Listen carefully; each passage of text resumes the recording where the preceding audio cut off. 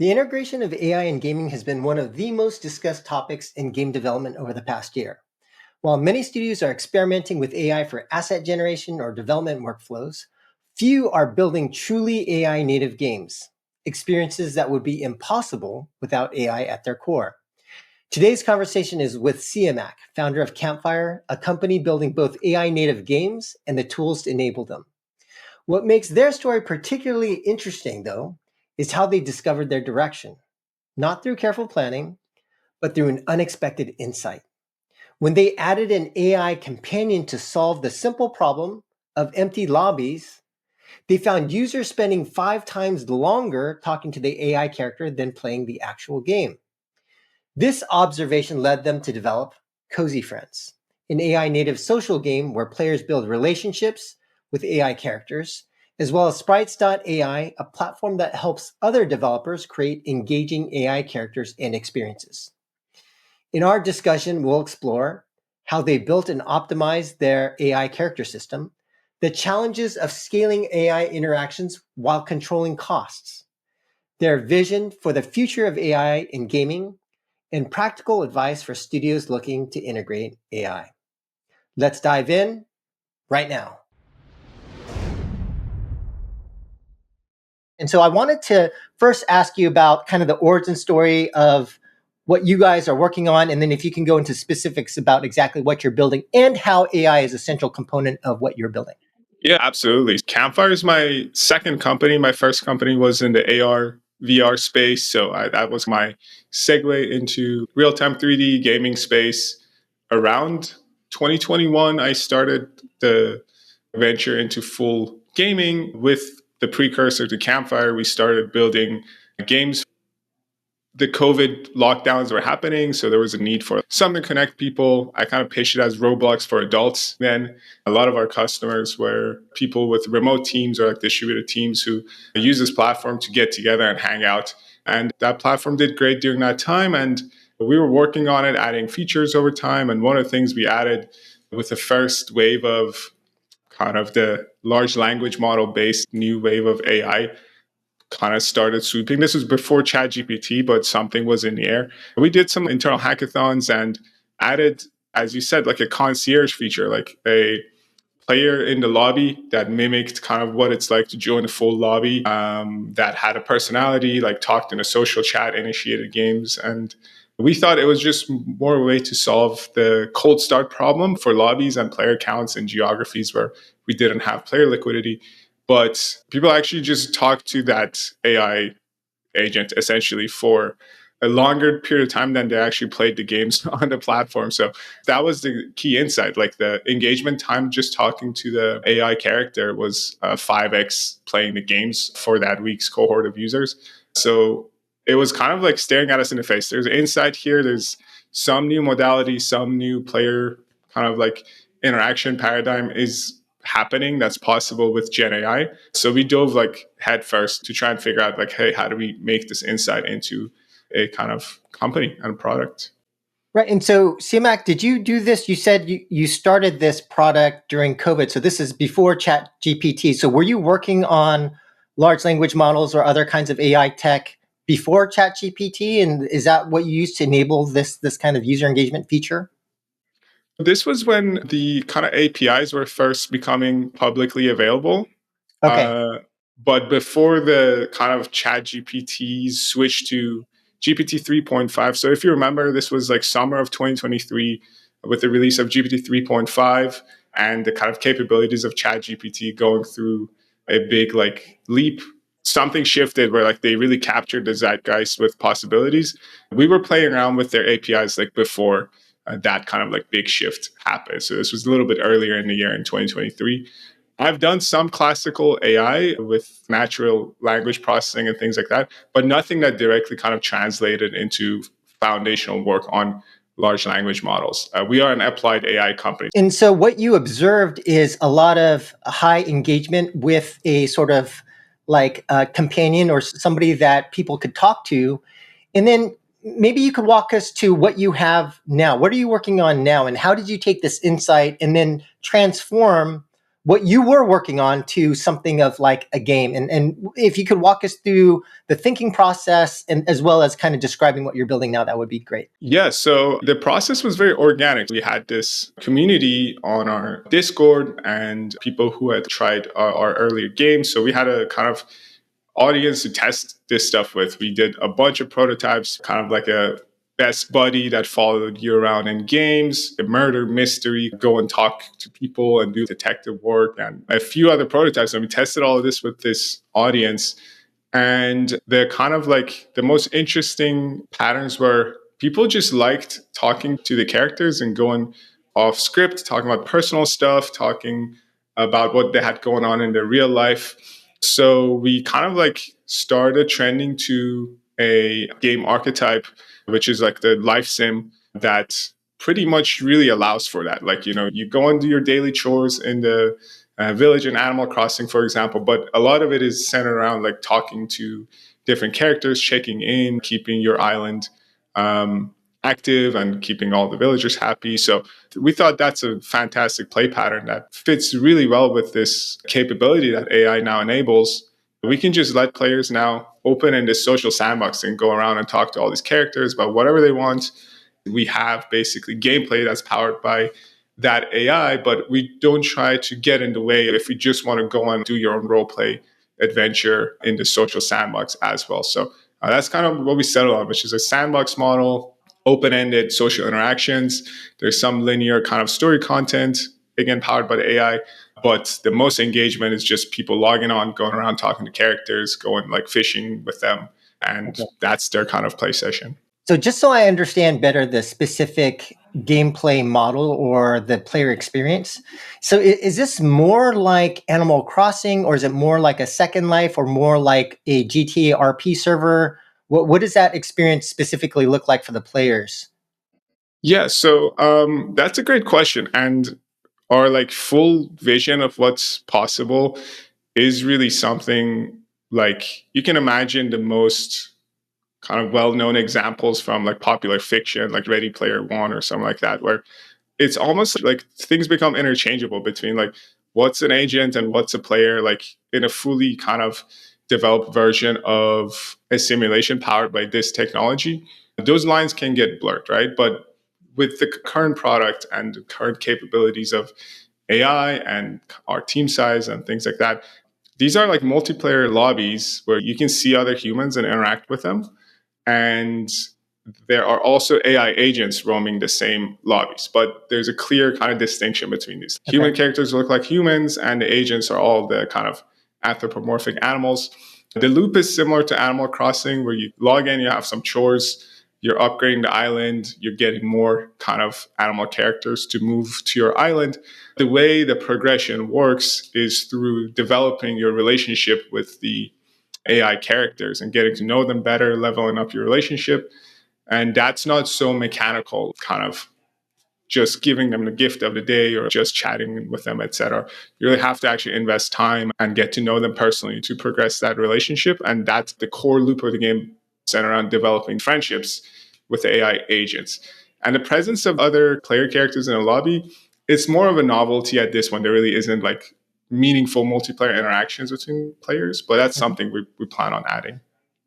Oh, so that's interesting. So it sounds like the way that you are characterizing the gameplay and kind of the findings of the product that you have launched is really around, if I'm understanding this correctly, that the players really are engaging more in terms of the interactions with the anthropomorphic animals. And so I would assume that each of these animals has a certain personality, has a certain kind of way that the character has been established.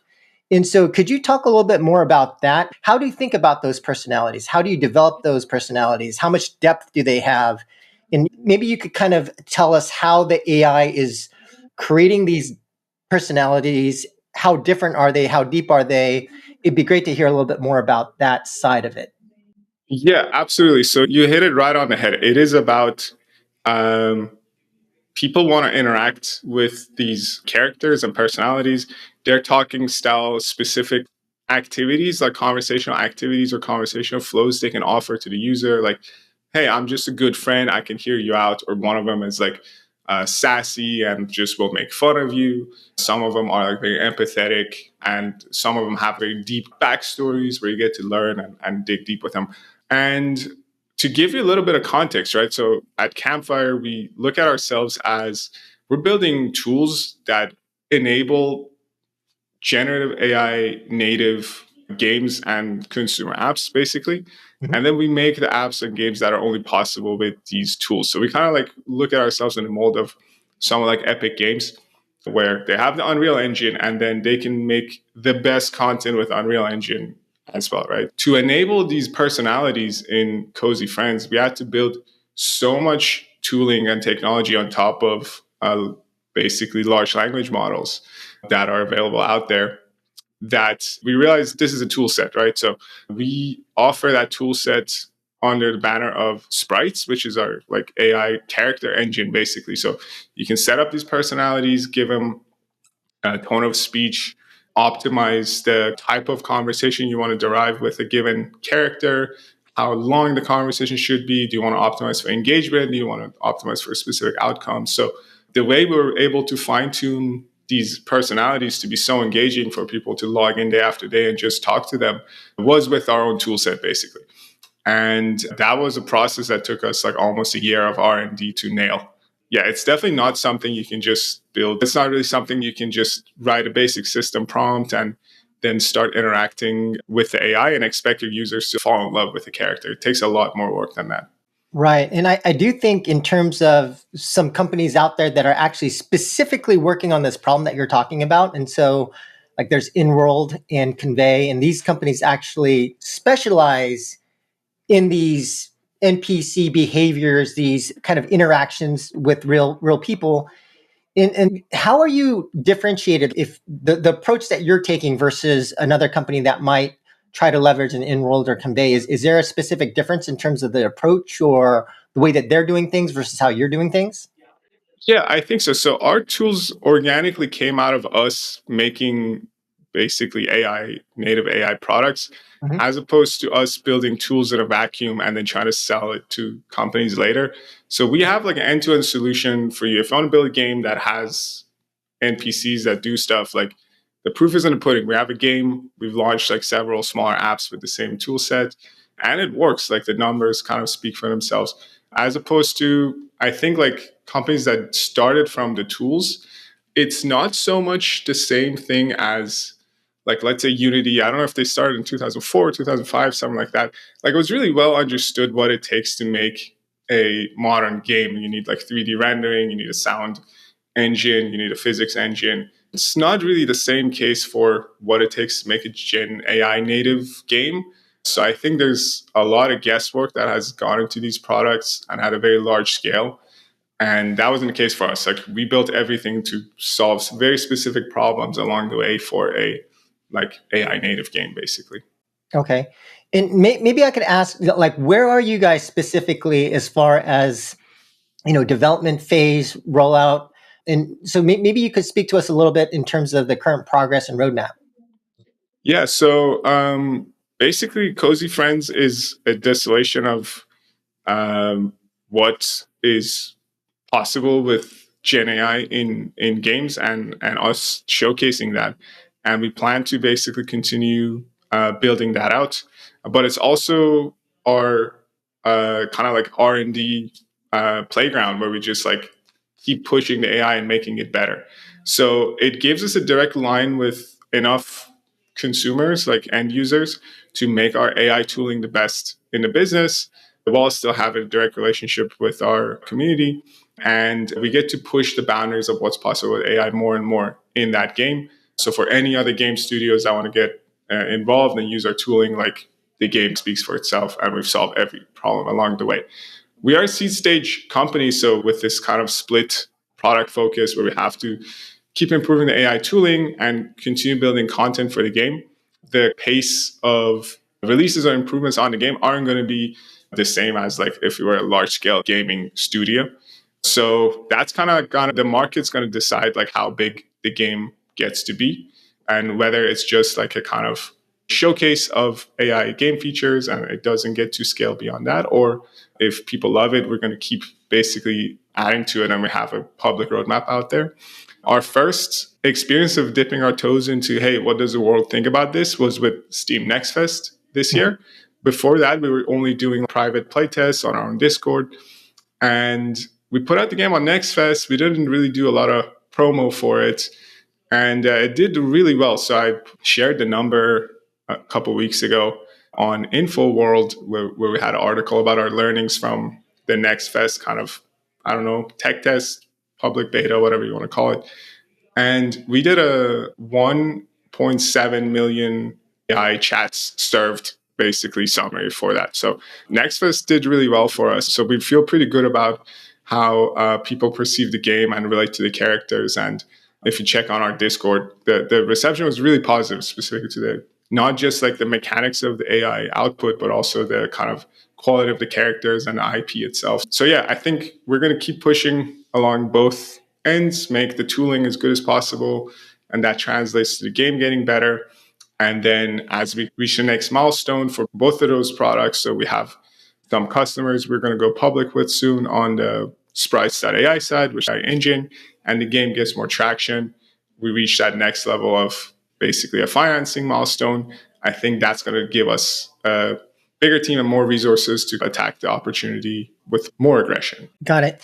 And for potentially some of the early stage game studios or gaming entrepreneurs in the audience, you mentioned that you are currently seed funded. I think there was an announcement that you guys raised like 3.95 million in seed funding. And you've just talked about potential additional financing plans as well as growth plans. But can you go more specifically in terms of how you're thinking about funding and growth? So what would that look like in terms of how much additional capital you're looking for this seed? What was the specific milestone that you were looking to achieve? Was that achieved? And for the next funding round, how do you think about that in terms of how much you want to raise and what you want to achieve with that additional funding? Yeah, that's a great question. So I think we're a little bit different than a typical game studio because we are really a kind of technology company at our core, right? Our journey to make products like Cozy Friends and our other entertainment chat experiences that we'll be releasing more of soon is really all centered around the platform that's going to enable other people to build similar things. So when we approach investors, like the way our company gets valued and the potential upside would be more like a company like Epic Games or Unity or something like that, right? So we position ourselves more as, hey, the tooling is the heart of the business. And then we build these kind of showcase contents. And maybe one of those reaches product market fit on their own, but we're really a technology company at our heart. So with that positioning, that kind of changes the conversations where we are in a cycle where there is a paradigm shift with Gen AI, and a lot of people have like strong theses of how is that going to affect various industries. And if you're basically making a solid case for why you could be one of the winners in this paradigm shift, that changes how an investor would view you versus if you are in a pretty established market, kind of like maybe pitching only a content company or something else. So I don't know if I have like broad advice for gaming entrepreneurs. I've been on that side before with my previous company, which was in AR, VR, as I mentioned, more of a content play. And that you really need to like show exceptional product market fit potential or like really something special with how people are receiving your product, either metrics or something qualitative. But for us, our secret sauce is that we build amazing tooling on top of Gen AI models, and we can translate that to real world products. And we have other customers doing the same and having success. And because this is at a kind of inflection point and paradigm shift in the industry, the threshold for what's considered as a kind of Series A milestone might be more generous than a typical tech cycle, if that makes sense. So just to underscore some of what you're saying, and for clarification, so the company that you would describe yourself as most like is more like Epic because You're making Cozy Friends, but to your point, that's more of like a technology showcase to show what's possible. And so, really, the focus of your company is to build just a lot of great tools to enable other people to make games like Cozy Friends or other games. Is that correct? Yeah, exactly. And we think the best way and really the only way to do that, because the technology isn't established, no one knows what to do with it, is to solve the problem end to end, which is like, what do you even do with AI in games? What does the unit economics look like? Whatever. We'll solve all of that for our customers. So, like, by the Yeah. time we give you the tool set, you just need to think of the content, right? So, building stuff like Cozy Friends is how we get to build an end to end solution for Right. people who want to build in this So, space. And something like Cozy Friends, this could be our like Unreal, or this is our Gears of War, or this is our Fortnite. We don't know that. The market gets to decide that, right? We don't want to just build it for the sake of it. We do want to make a profit right. on those efforts. So, to some degree, your most direct competitor would not be another gaming studio. It would be more like an in-world or convey. Is that correct? I think we look at ourselves not so much in competition with those guys, more so the overlap is going to be people building platforms to build conversational AI agents or autonomous AI agents for these simulations. Some people are going to come at it from the gaming side, and some people are going to come at it from more traditional entertainment or consumer apps, stuff like character.ai. I think because we're in this interesting inflection point, I don't even view people building pure gaming tooling as necessarily our competitors. I kind of look at people like character.ai, maybe 11 Labs, like some of these other broader platforms Sure. who aren't going at it gaming first. We're going at it kind of like gaming and consumer app first. So yeah, that's how I would think of it. So, in that case, could we maybe dive a little bit deeper in terms of your tools and kind of the capabilities that you're enabling? And so, I understand you guys have like what you call the Sprites platform that basically allows developers to create, AI NPCs or agents with some notion of memory, emotions. Can you walk us through how does that work, and then how would that be different from what other potential competitors in the marketplace would enable? Yeah, so Sprites.AI is our flagship AI toolset to build, deploy, and optimize conversational AI agents. The set of actions those agents can take is going to expand over time, right? In the context of a game, um, information driven from the conversations can actually inform what actions they take in the simulation, for example. And in other contexts, that can mean maybe opening a link to a website or something like that. So they can also take actions. It's not just conversation. And the agent part just means like they're in a loop to make decisions based on some user input. It's not a kind of scripted, linear, like do A, do B, do C, or like rule based, if this, then that. It's a kind of stochastic or probabilistic black box. Some set of rules, some set of instructions, and then they do something with the user input. And then you kind of have to monitor like how that goes. So you give it a set of instructions like, hey, be an empathetic companion to the player, use like memories from your previous interactions to enrich the conversation, start the conversation by following up about a previous interaction, like however you set up your agent. In practice, that can go like off rails. So you also want to like monitor how that's going. And once you kind of like set up what you think is a good user experience, you want to verify that that is the case, right? So for a traditional product where you have like a UI or like a gameplay interaction, you can kind of test that. You can do some play tests, get a sense for it, and be like, hey, is this fun or not? Is this a satisfying user interaction or not? With AI, it's really not as easy because the kind of space of possibilities of what users are going to say or ask or try to push the conversation, especially a few turns in. So, like, let's say 20 messages have been exchanged. My conversation with the character is going to look so different than yours that it's impossible to predict ahead of time whether this is going to be a fun conversation or not. So, then you kind of need a framework to monitor that and be able to qualitatively analyze, like, is this agent that I've built actually fun for the user? Is this engaging? Is this keeping them hooked?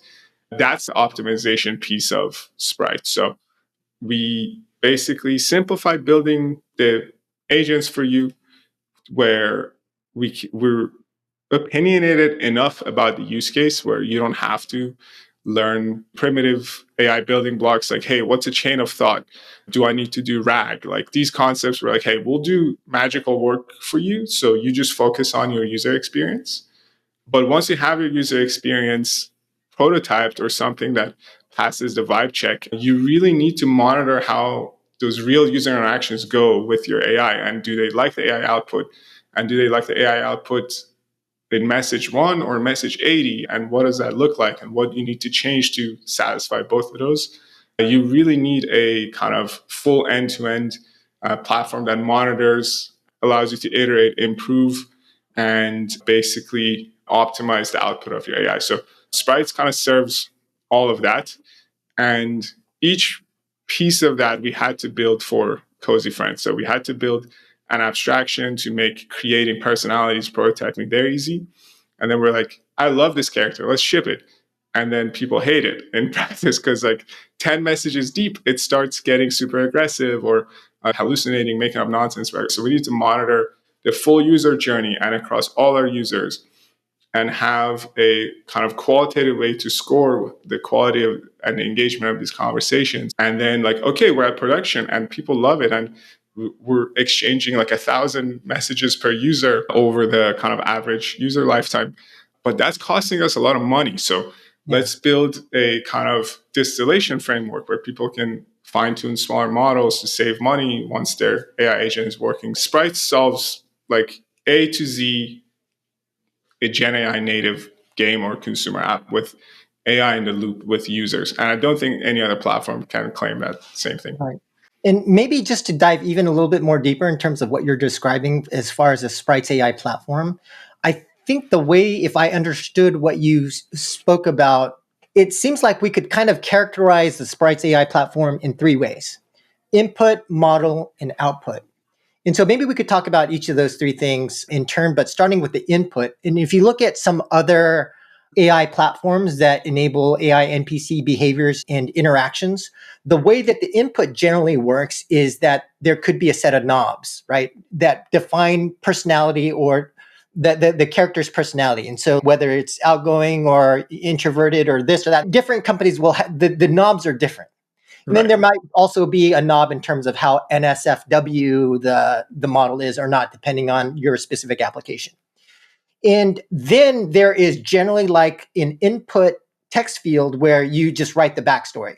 This is, if you're making an RPG game, this is a elf ranger with blah, blah, blah, blah. Or, if it's an animal, you are a turtle that is reclusive and blah, blah, blah. But there's the backstory that you would input. And so on the input side, for some of these types of products, you generally have the personality knobs, NSFW sort of knob, and then a character input backstory. Right.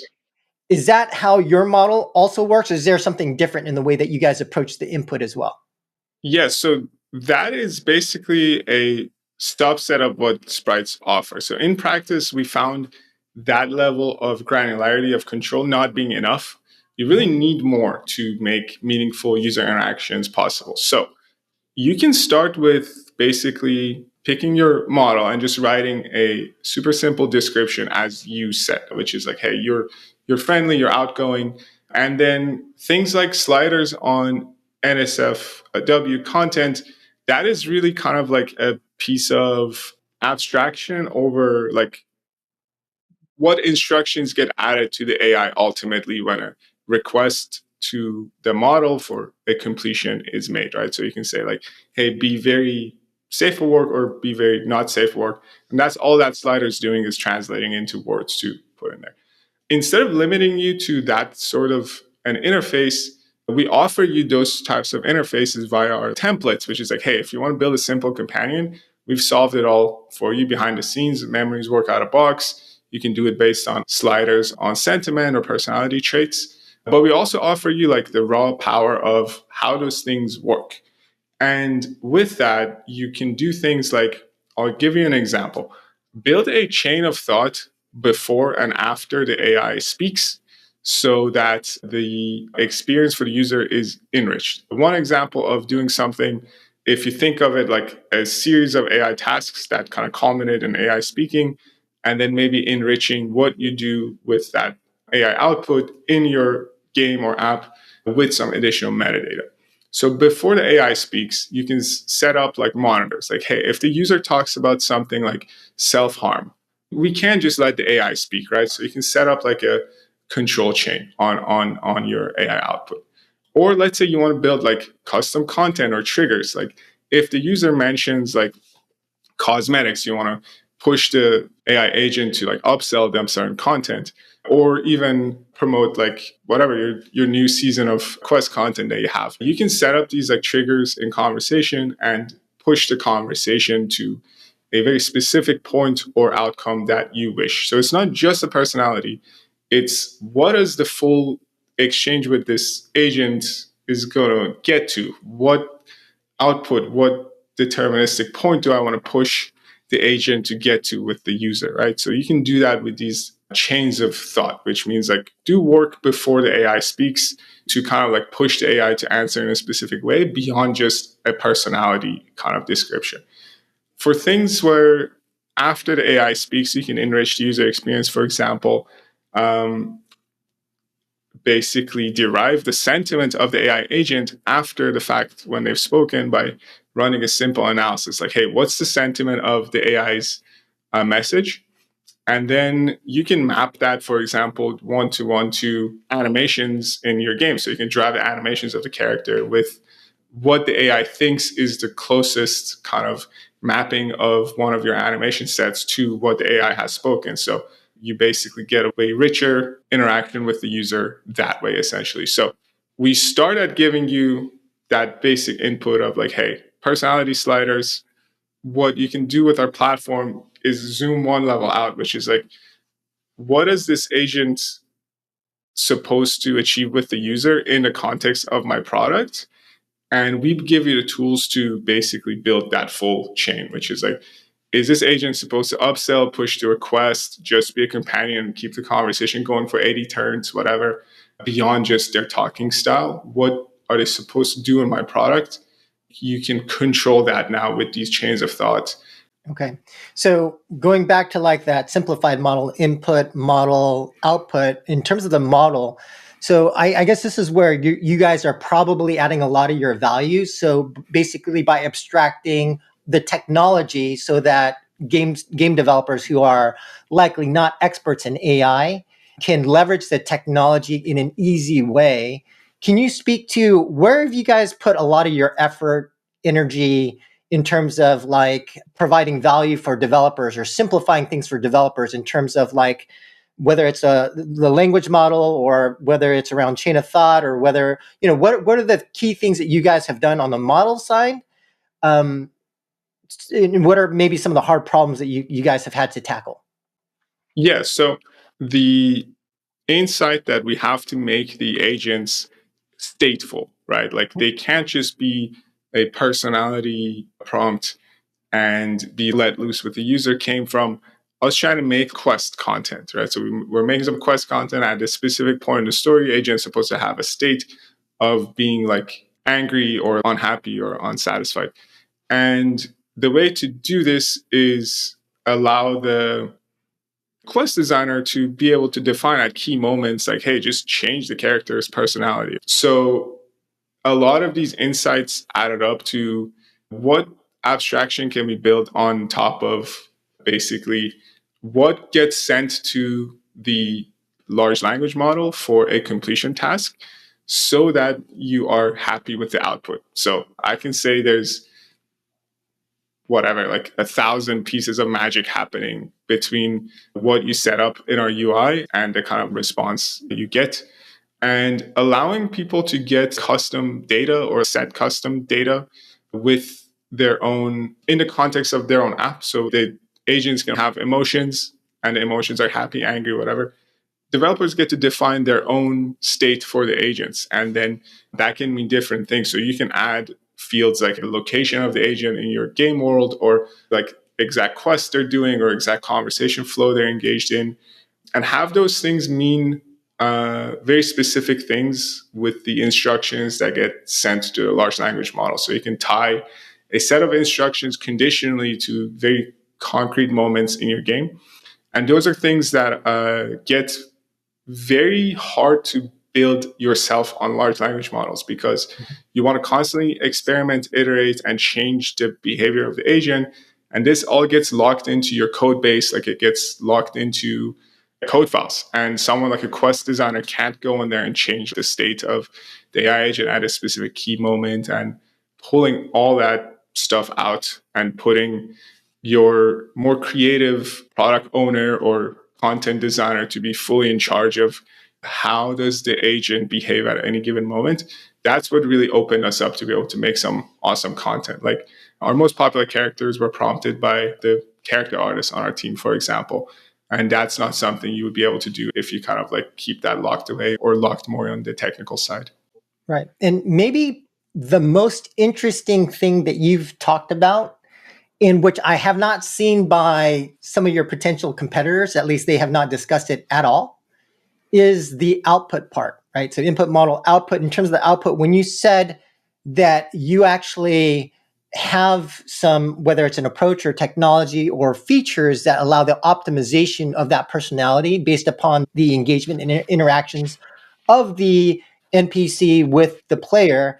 And I think that's super interesting because it's, from a game developer perspective, that's potentially even something more dynamic, like a multi-arm bandit model of some kind, so that you're able to dynamically optimize this character, which I think is so important and so critical. So could you talk about that? What is this approach, this optimization approach where, players are interacting with a character of some kind, and then you are somehow optimizing the personality or those interactions? It'd be great to hear how you guys are thinking about that. What is the specific approach you're taking? Yeah. So it's great that you picked up on that, Joseph, because Oh, it's as you super said, valuable.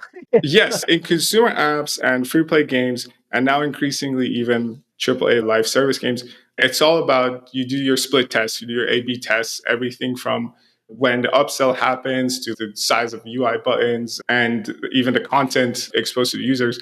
And if you can't do that with AI, you're going to lose. It's just not going to be interesting. You can't just slap something together and put it in front of the user and thinking that it's because it's AI, it's going to be fun or engaging. Putting the user in loop with AI, which is like character.ai is the biggest one. You have companies like Talkie, Chai. These guys all built their own experimentation framework where they put maybe tens of variants of an agent into production and then judge user retention, length of conversation, qualitative stuff like thumbs up, thumbs down, like human feedback you see on stuff like ChatGPT or Character. Those get directly fed into their decision making. And for the more advanced companies, for example, Chai has this approach. You can even train an AI model to predict basically how well your users are going to interact or like their attention is going to be impacted with the AI output they've been exposed to, right? And this is tooling you're going to have to need if you're going to succeed in this space. Even if your IP is fantastic, people love the early conversation, you're going to lose out to people who have this tooling. So we built all of this where you can basically set up as many variants as you want for an agent. And you can change what large language model it uses, for example. So if you want to test, like, hey, maybe this open source model like Mythomax or Quine is going to work better for me for cost or performance, or because it allows like more borderline not safe for work content versus like, no, I want to stick to Claude, I want to stick to GPT-4o because my game is whatever, very important and the AI is very intelligent, more so than just entertaining chat. You can A/B test the model level. You can A/B test at the prompt level. You can make the character very empathetic. You can make the character very sarcastic. Whatever your parameters for that are, so you can A/B test along just what the core personality is, and you can A/B test that whole like chain of thought concept that I mentioned. So you can simplify that workflow, expand it, and see like, hey, if the AI takes like 5 steps to figure out what to say, is that going to work better? Or maybe it's even just better to do it one shot, right? And we basically aggregate all the performance data from that, which is retention, conversation length, Likert score. So basically rate this, allow your users to rate their interactions with AI. Users seem to like it, actually. On a side note, it's a good UX in certain cases where it actually increases retention to allow them to give that feedback. But all that gets aggregated, and then you're just always pushing most of your traffic to the best variant of an agent. And that's the only way to succeed with something as random and stochastic as output from AI model you're exposing like millions of your users to, basically. Right.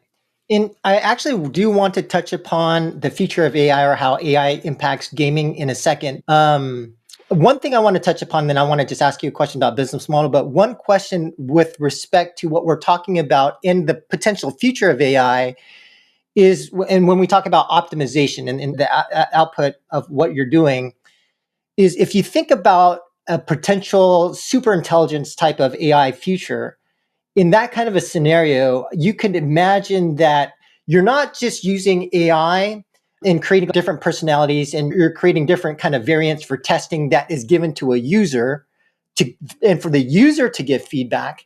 But you could potentially imagine with more of a super intelligence type of scenario that the AI could actually be the proxy for a user or understands a user so well that they can give the feedback, in which case you could then potentially scale millions of experiments with the feedback being given by the AI so that you can create an incredible game in like an instant, right?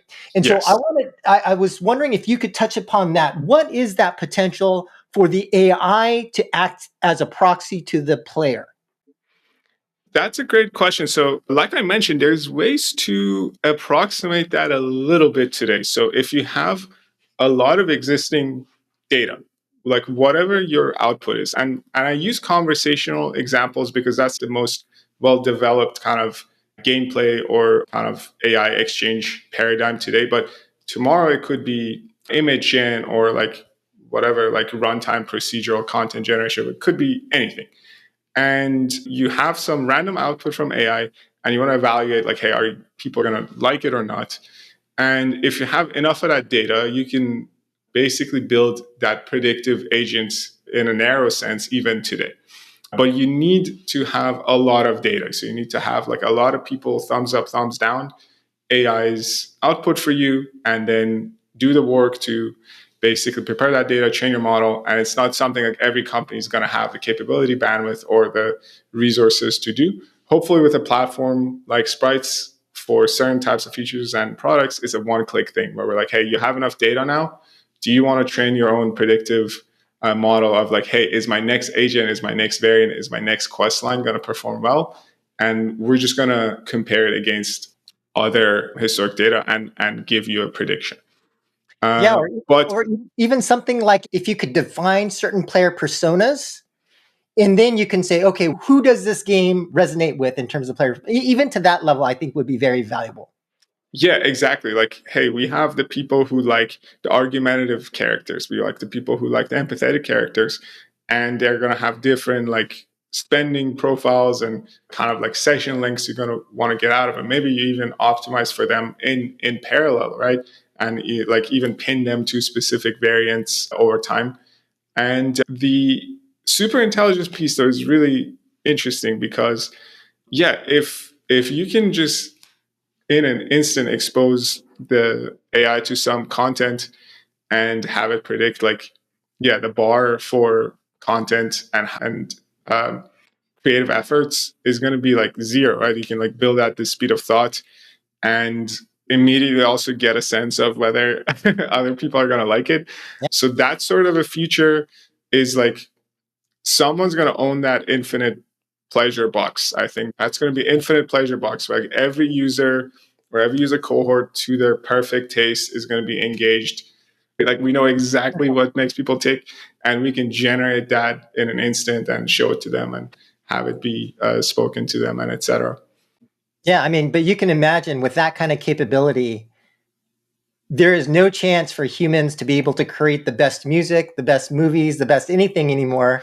if you have an AI that can instantly find what will resonate and do a billion iterations like just like that. I still think like as humans, this is more of an opinion for me, and I do feel strongly about it. I think we have such a strong bias for like the intention behind a piece of work. That's why things like sometimes don't resonate when they seem like too like corporate or commercial. Even like some games, you're like, this looks like an AI generated game already, right? Some of the kind of very copy and paste like live service stuff you see sometimes doesn't resonate with people because they don't respect the intention or judgment of the artist or something like that. So I think there's always going to be a space for, hey, this is an intentional thing that I created. But I think the process for that is going to be like, I just had a thought and I told it to the super intelligent AI content machine, and then it just made the best version of it possible. And still having that link to a human intention makes the end content way more interesting and resonant for end users, as opposed to it came from a kind of nameless box. Right. So I do want to hit like future of AI in gaming, but before that, the one question I do want to ask just for the audience, because you had mentioned that your primary business model is going to be around offering developer tools to game studios to build their own kind of NPCs and AI, integrating AI into those NPCs. So what is like the current thoughts in terms of the business model as far as your relationship with game developers that would be using your tools? Absolutely. So I'll just add a kind of amendment that it's beyond NPCs. If you want to integrate user facing generative AI in your game or game like consumer app, sprites basically will satisfy your needs. So even if you're doing things like runtime image generation for users, it's conversational agents is kind of what we're pushing the most, but the same tooling can be used because it's just like chain of thought, stateful agent, and controlling the output of the model in the end. And the model can be a multimodal model, can be just language only model. Agents can be voiced. We have people using it to build like just their kind of like onboarding or intake kind of questionnaire and then personalize the content to the user. You can do things like personalize specific messages or greeting messages to the user. So if you want to just at runtime have AI make stuff that your users see and interact with, Sprites Yeah. is going to help you. The most kind of visible and noteworthy example is NPCs, but you can do way more with it. Sorry, just a quick question. In an NPC context, what would be the advantage of using just a LLM versus a multimodal model for it, like a NPC in a game? I think in for a mobile game, if you have gameplay that is powered by like real world content or interactions, where like the user can upload a picture of themselves or some scenery or whatever to personalize their experience or have some content generated for them or have the NPC comment on it or Right. engage with them, that's possible. For like more traditional PC and console games, just like we don't have that input layer like as common. Like you don't really interact with games like uploading files or giving them access to photo gallery or anything like that. So I think it's going to be more limited for the like PC and console side of things. But on the free to play mobile or just mobile side of things, I think you can think of as even net new types of gameplay being possible, like something like Pokemon Go was only possible once basically we had um, like GPS available, right? And using that map data in your game, what's going to be possible if you can interact with the game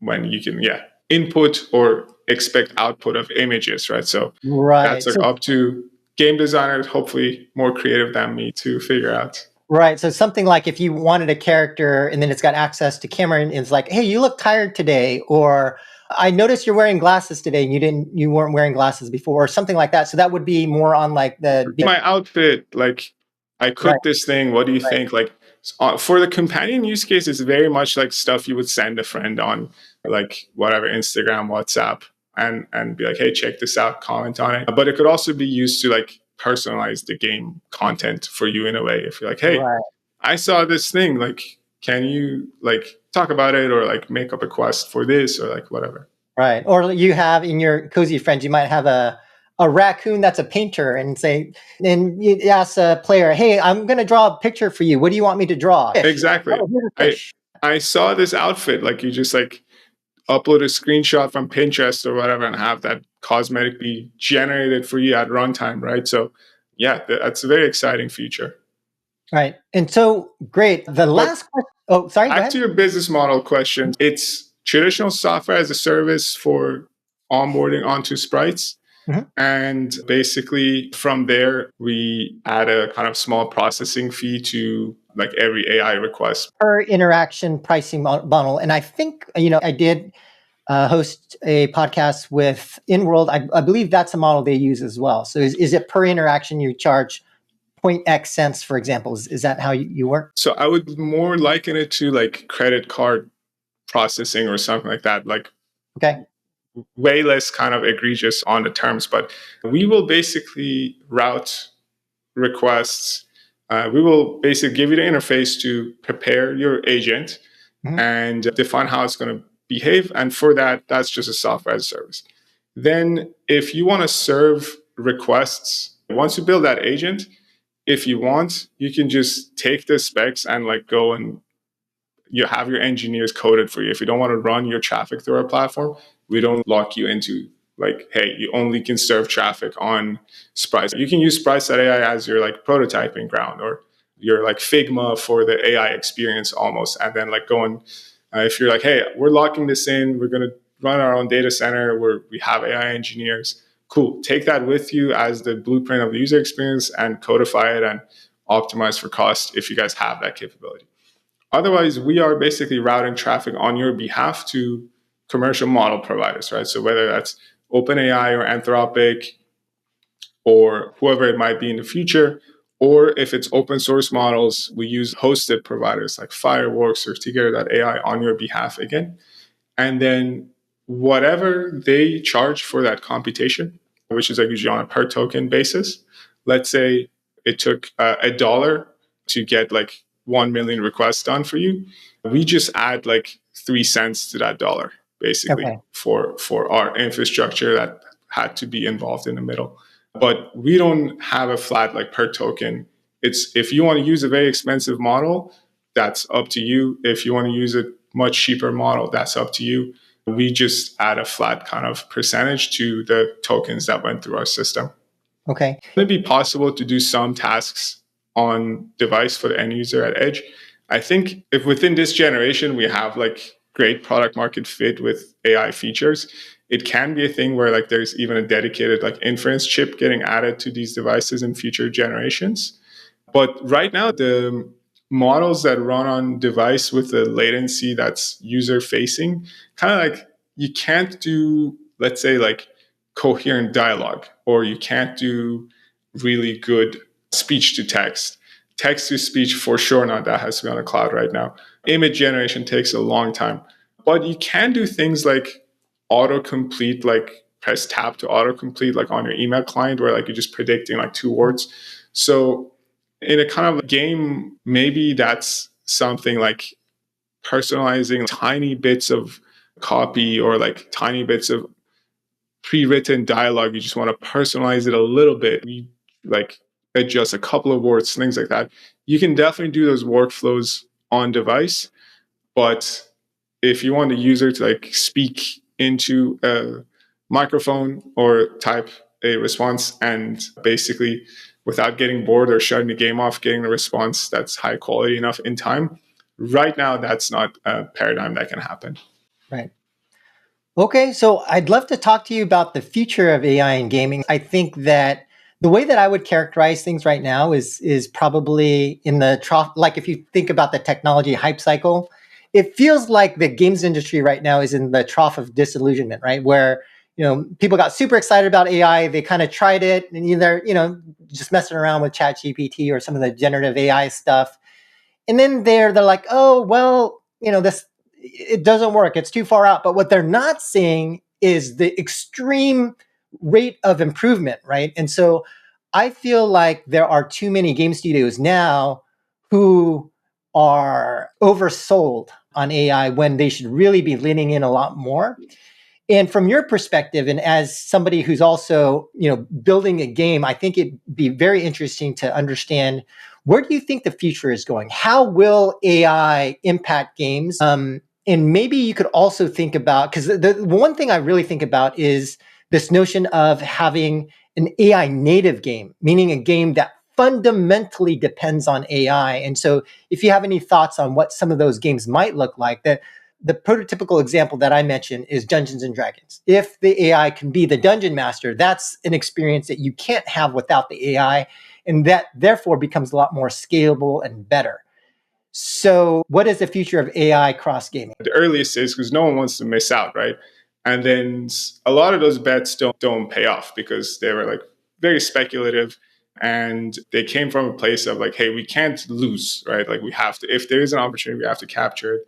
But the kind of like getting actual value out of AI in the gaming industry, that's going to be a long tail. By the way, everyone I know like uses stuff like ChatGPT, Midjourney, like on the daily. Like even very established companies, like we did so many customer discovery calls. Even people who take great pride in their work, like they don't want to put AI generated assets in front of users, but they use Midjourney as like a creative co-pilot, or like just to visualize small bits of like some concept they're working on. So it's already like infiltrated workflows to some extent. I kind of view it as three themes of how AI is impacting the industry. Same here. One is like asset gen and workflows, right? So that's like the most obvious one. That's what all the like big incumbents like EA and Ubisoft and whatever, they've been doing like narrow AI for years for this stuff inside. And now it's like, boom, now you got this like magic box that can do like maybe 70% of some of the workflows more automated. And that's the holy grail for incumbents. They just want to make better content, cheaper, higher fidelity. I think this year, a lot of that stuff will mature. Like, I think we're going to have like legitimate kind of new streamlined workflows. And some of that kind of like is signaled by how the incumbents are positioning themselves. Like in one of the EA earning calls, Andrew Wilson, the CEO, just said like, hey, we're an AI company, and used the example of their college football game where it just wouldn't have been possible to have the full roster at the fidelity of that comparable to their NFL products if it wasn't for their AI workflows. And I think that's going to continue. That's going to bleed into a lot more products. Netflix has put like a Gen AI workflow czar on their gaming side. I think he was a VP of gaming. Now he's a VP of like Gen AI content creation at Netflix. So I think the incumbents see the workflow thing. They're going to invest in there. It is possible. It's just going to be very custom. Like I think like a global solution is going to be tough. I think like everyone's going to build bits and pieces of it themselves. But one kind of theme that might be a global type of product is like co-pilots for these like creative software everyone uses, like Unity, Unreal, Blender. These have like really intricate UIs, a lot of repetitive processes where like you're dragging and dropping things, like arcane kind of ways they work, in which like, okay, you got to do this first, then you got to create a material, then you got to apply texture, then that's a prefab. And today you could have a co-pilot, which is like AI in the loop between the end user and the software, do a lot of that work for them. So if you want to set up a prototype scene in Unity or set up your avatar prefab, and now you have 80 more cosmetic variants that you got to create prefabs for, you could just have basically robotic process automation type of co-pilots powered by large language models or driven with a chat interface do that. So I think this year we'll have like a legitimate like game engine or like CAD software co-pilot at the level of a GitHub Copilot or Cursor that's already pretty widely adopted on the coding side of things. Yeah, I mean, the way that I think about AI in gaming is also three buckets, but somewhat different. And the way that I think about it is AI AI leverage, AI integration, and AI native. And what I mean by AI leverage is kind of what you're talking about as like a helper, right? So you've got a bunch of spreadsheets, you just kind of throw it into ChatGPT to do your data analysis for you, or you've conducted a bunch of play tests and you've got videos of the play tests, and then you transcribe it and then you upload it into like Jupyter LLM, and then you have it characterize the biggest problems that players are seeing, things like that. But there's ways that you can leverage it, or building concept art that you then paint over, or you're able to see a lot of variations. So that's leveraging AI. The Exactly. second bucket is like AI integration, meaning I think we're getting closer. I don't think it's fully there of having AI take over a complete pipeline. So whether it's a 2D art pipeline or even something like a feature like Battle Pass. And because you've run so many Battle Passes before, that the AI can actually take over optimizing, the Battle Pass, figuring out what assets to offer in terms of rewards. It can actually take over that entire pipeline. And the third is this notion of AI native, right? Which is like, how do you build a game that really natively, like at the core of the game experience, is the AI? But that's kind of how I think about AI in games. And hopefully, we'll be able to see more and more of the leverage in the AI native type of stuff in the future. Yeah, I think if you look at the last 12 to 18 months, we have these little things bubbling under the surface. And I'll put Cozy Friends in there. Okay. But there is stuff like Suck Up that kind of captured the zeitgeist for a moment. I don't know if you saw it. Is this awesome game? It's the type of game where it was impossible before AI. And I think that's the kind of bar like, hey, is this a game or gameplay modality that is possible without Gen AI, or is it only possible with Gen AI? And Suck Up was only possible with Gen AI, where like you're a vampire and you go into like this town and it's like kind of like roguelike, so you can do it again and again, which has a cool loop. And then you just go door to door and convince people to let them into your home. And it's like an open-ended conversation, very fun. I think did something like tens of millions of like YouTube hits. So it was a great kind of like streaming pop, but again, like small indie example. Then there was like Yandere AI girlfriend simulator. Like that one is huge on YouTube, YouTube Shorts, TikTok, where it's kind of like escape room where it's kind of like a joke game, but it actually has like millions of players. You are like in your apartment and the kind of like girlfriend character isn't allowing you to leave, and you have to like within a very confined sandbox of an apartment have an open-ended interaction with this AI. It's like as if it was like alien isolation or something, but a conversational agent who's like your girlfriend in this game to just like escape the apartment. And we have these like little pops of like, oh, these Gen AI games do actually really well for content. And it's, I think, only a matter of time before something like character.ai, which is like, hey, these are like tech people who were really good at AI, just made such awesome AI output that people get hooked on it and chat with these characters for like 8 hours a day. And then more creative stuff like Suck Up meet in the middle and have like a pop where you have like the first maybe free to play AI native. And I think it's going to happen on mobile more likely, where you get into that like double digit million monthly actives. And stuff like character.ai is like under monetized because like their background isn't in gaming. I think like there will be a gaming company that cracks this basically first. And I think it's going to be on mobile. Great. And so, actually, maybe one final question I can ask you, Siamak, is for some game studios out there that are interested in AI and want to learn more or start to experiment with integrating AI into their games in some way, what advice would you give some of those people? Um, I think it's just really fun to like play with it. So we started with just doing a 1 week hackathon or like a game jam. And you can just make a lot of little concepts and test it out because um, it's very open ended and people are not really sure like, hey, how can we utilize this like exactly? And everyone has different like points of strength, right? So the D&D example you mentioned, like, hey, if you're really good at like world building and building text-based RPGs or whatever, that's a slam dunk because you know exactly what to do with that. But if you're making like multiplayer party games, you're like, how can we like make something with AI? Maybe it's a Jackbox style game with like a AI narrator in the loop or something like that. So I think like starting with small prototypes, game jam, hackathon mindset, and then like finding a core loop with AI that works is the best place to go if you're planning to build your entire content around AI. You really have to find that new paradigm. Um, if you're an incumbent and you want to like add AI features, I think that's like really straightforward. Like you can extend your basically session lengths by significant percentage. Just personalize the dialogue. Just let them talk open ended. Like that already, you're gonna get so much of a lift. So um, I think it's a little bit different if you're trying to like put a little thing in an existing product or like build that Gen AI native game. Okay. Siamak, thank you so much for all of your insights, telling us more about your company.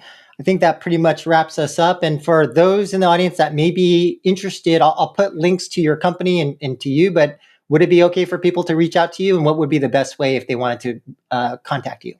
Yeah, absolutely. So you can email me directly, siamak at campfire.to. So that's SIAMAK at campfire.to. If you want to work for us, if you're working on the content side or more traditional software engineer, want to work on the tooling side, we're hiring across both of those products. If you're a game dev who just wants to kind of try out sprites or get some advice, feel free to reach out, or just talk about anything. I love meeting other founders or people in the industry, and reach don't hesitate to reach out. All right. Thanks so much, Siamak. And for our audience, we will catch you next time. Thanks. Thank you, Joseph.